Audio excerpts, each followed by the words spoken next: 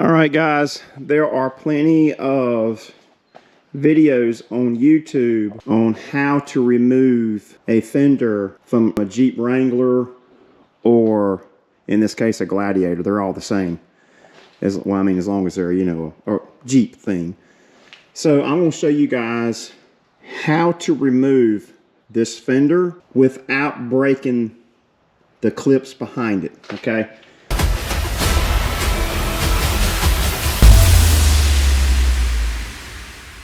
so let me go ahead and, I know I've got a lift, but you don't need a lift for this. I'll go ahead and take the tire off. This makes it easier to get up under there and work on. I don't want to get up high enough to get up under there. Okay, a little more. Let's go a little. Okay, that should be good enough. Now, let me get some light. All right, so first things first.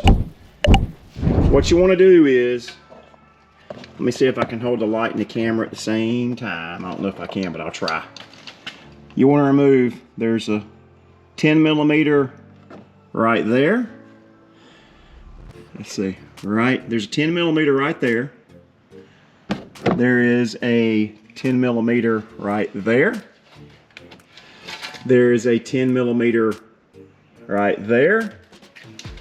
So did I get them all right? There's 1, 2, 3, 4. Nothing there.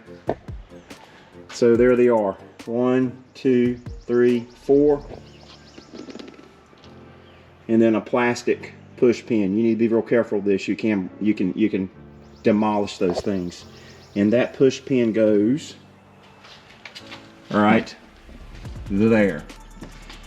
Okay, this might be hard for me to do with the camera, but I'm gonna try to show you guys what y'all need to look for so you don't break those clips underneath. So what I'm gonna do is I'm gonna pull this shroud back because it's loose now. It's pliable. You can bring it over here like this and you can pull it back. It's not gonna break. Let me see if I can stick the light in here somewhere. I can't get the light nowhere. Let's try right there. So what you want to do is, if you look up in there, let's see if I can see. You can see there's clips. There's one right there. It's right there. And they go all across. You can just, I'm going to put some needle nose pliers on them, squeeze them so I don't break them. All right, so let me get this camera set up where y'all can see. I can't hold the camera and this at the same time, so.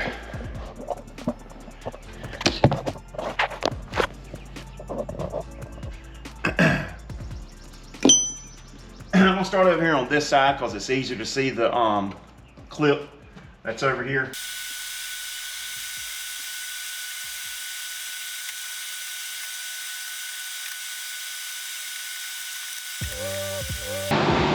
That one right back here in the back, this one back here in the back is the hardest to get to. But if you can get your pliers in there, you won't break it.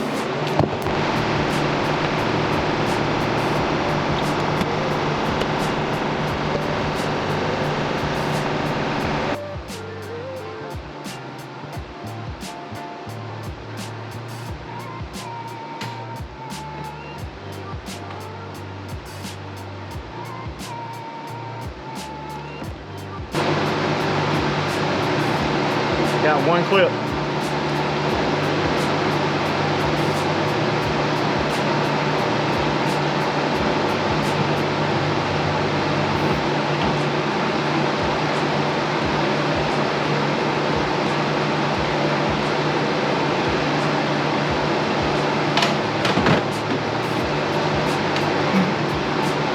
Didn't break the first one. Now I gotta find the wire for the turn signal. It's up there somewhere.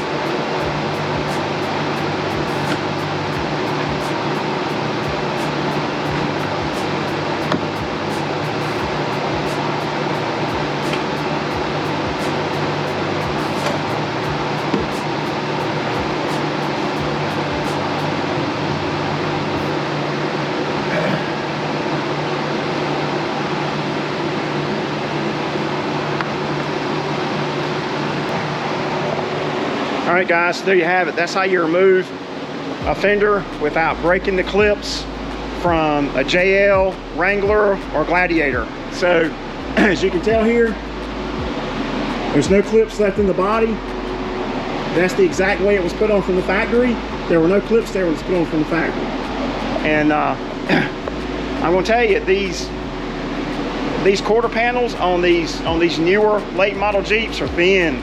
They I'm almost afraid to pull on the fender, because you could very well bend sheet metal on these things, and then you're pretty much in a world of shit. So you don't want to bend. I mean, look, you see how easy that bends?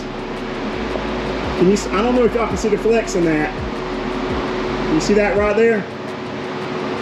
So yeah, you just don't want to be pulling on your fender and risk, number one, breaking your clips, and they're super expensive. Number two, bending your sheet metal. I mean, you're talking about body work, replacement panels. What else? I mean, if you don't do it right and you don't know what you're doing, it can cost you a lot of money. Those guys on YouTube that say rip the thing off, you see them ripped off and they're breaking the clips out of the thing and everything. So I just hope this gives you guys, you know, you Jeep enthusiasts who want to work on your own Jeep, take your fenders off, and you need to work up under here or put a new fender on without, you know, messing up your body or messing up your clips. Is how you do it. So I used a combination of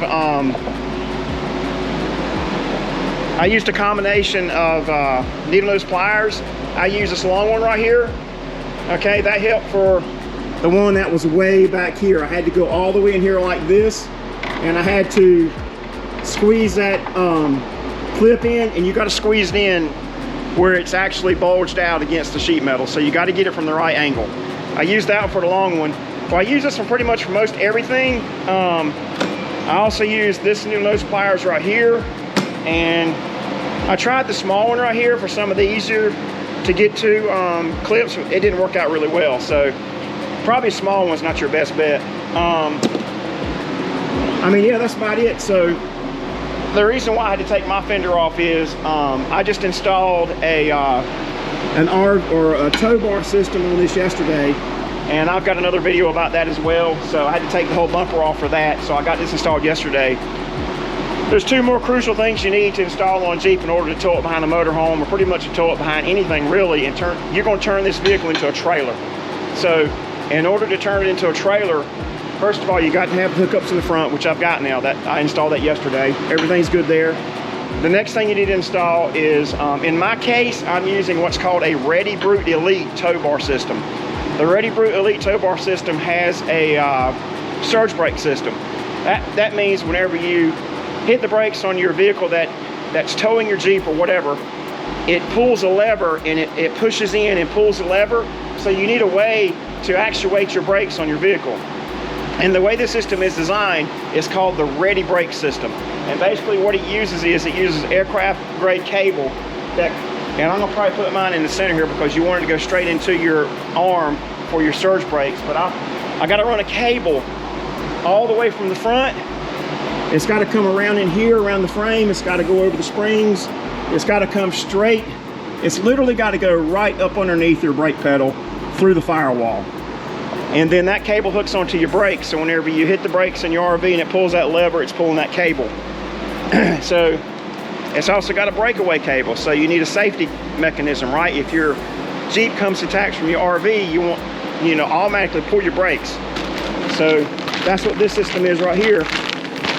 This right here is the Ready Brake. It's by NSA Products. It's the Ready Stop Breakaway safety cable. It's red. It's got a mechanism right here, I think, to keep it from pulling back, you know, in case it does get pulled out. And then here's the aircraft grade cable right here that I'm going to install all the way through the firewall, and I'll run it through here, and I'll run it down here, and run it straight out the front. I mean, literally the hardest part of this job was removing the fender.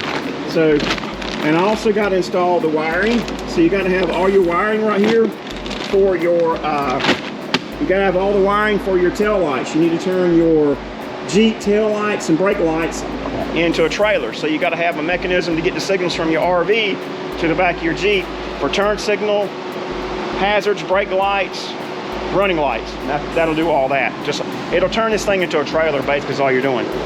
So I wanted to show y'all, you probably can't hear me, turn this fan off. So I wanted to show you the method I used to pull every single one of these clips out. I basically went in there with a pair of pliers, and see, you can pull, this is flexible. It's plastic, but it's flexible. Wouldn't you rather had, you know, bend that flexible inner fender instead of breaking your clips, or worse yet, messing up your fender, or worse yet, bending your sheet metal trying to yank that thing off. So in this case, you can see here using the pliers, I got every single one of those clips off, or I got this fender off without breaking the first clip. All right, guys, I hope this helped you out. If you like my videos, please subscribe to my channel, and please like my videos. Peace out. We'll catch you on the next one. Have a good one. Later.